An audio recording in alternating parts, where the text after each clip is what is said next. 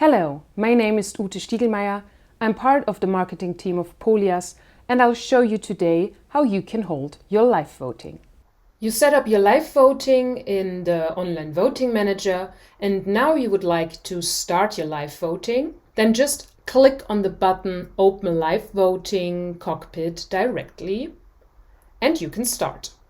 You are now in your live voting cockpit. When you click on Ballot Papers, you can see all the ballot papers that you created before.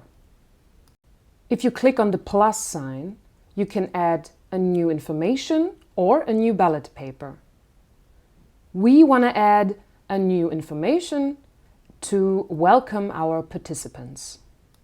When you're done, you click on Save, and you could either choose to show it later or show it right now. We would like to show it right now. Now you see your information is under Live Now, so you know that your participants see this information. As a participant of the live voting, I first have to log in with my voter ID and my password that's been sent to me. Then you're logged in the voting system and you see the information that we just created. In our live voting cockpit, we want to start the election. So we click on the first ballot paper and then we click on Start. When I created the live voting, I added the feature Waiting of Votes. So now I can show the results without waiting, with waiting, or with both. I want the results to show both.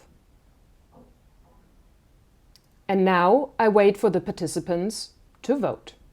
As a participant, I see now the ballot paper and I can vote. In this election, I can vote yes, no, abstention, or vote invalid. If I decided, I click on Review Vote. That gives me a chance to edit my vote if I want to. And if I'm sure, I click on Binding Vote. And my vote has been submitted. In your live voting cockpit, you see now at the voter turnout that both of my participants have voted, so I can end this vote. And now the results show up. So you can click on Result. You see the weighted result and the unweighted result. Now you can choose to download the results and to show the results to your participants. And as a participant, you see the results of the first vote. In the live voting cockpit, we want to start the second vote, so we click on the ballot paper again and then click on Start. We can decide again if we want the votes to be weighted or not, and wait for the participants to vote. As a participant, I can vote again. I decide yes. Then I go to Review Vote. But I'm not sure I want to change, so I click on an Edit Vote. And I will change it to a No. Then I click on Review Vote again. And then on Binding Vote. And now my vote is submitted. In the live voting cockpit, you see that your participants have voted, so you can end the vote. And then you can decide again if you want to show your participants the results or not. I showed you before that if you click on plus, you can add a new ballot paper. And this is very helpful if, for example, during your meeting a new topic comes up and you want to vote on that. You just create a new ballot paper and it can go live immediately. As a participant, I get to see the new ballot paper and I can decide again what I vote for. In the live voting cockpit, I end the vote again and I see the results.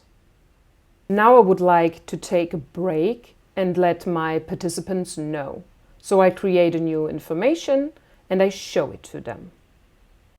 And as a participant, I see that we take a 15-minute break and that the live voting will continue after.